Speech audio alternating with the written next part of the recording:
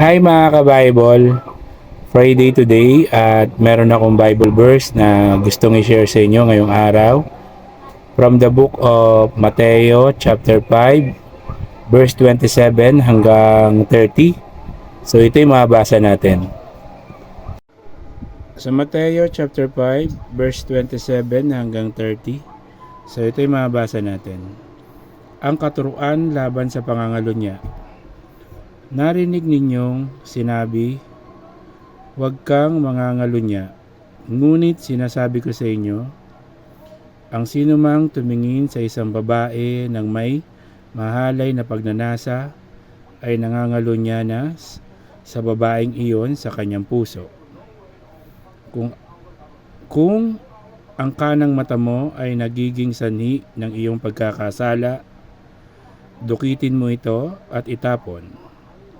Mabuti pang mawalan ka ng isang bahagi ng iyong katawan kaysa ang buo mong katawan ang itapon sa impyerno.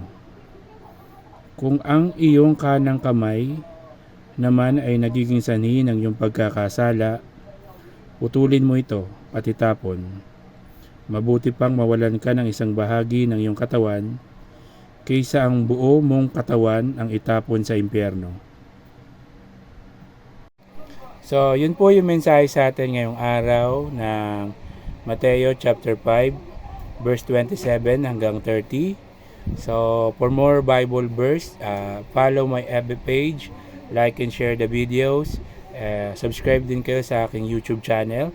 So, keep safe, God bless, always remember, Jesus loves you. Bye-bye! Hi mga ka-Bible! Friday today at meron akong Bible verse na gustong i-share sa inyo ngayong araw from the book of John chapter 16 verse 23 hanggang 24. So ito yung mabasa natin. In John chapter 16 verse 23 hanggang 24. So ito yung mabasa natin. Sa araw na iyon, hindi nang kayo kailangan magtanong sa akin. Pakatandaan ninyo, anumang hingin ninyo sa Ama sa aking pangalan ay ibibigay niya sa inyo.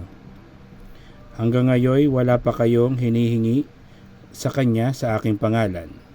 Humingi kayo at kayo'y tatanggap upang malubos ang inyong kagalakan. So, yun po yung mensahe sa atin ngayong araw ng John chapter 16 verse 23 hanggang 24. So, keep safe, God bless, always remember, Jesus loves you. Bye-bye.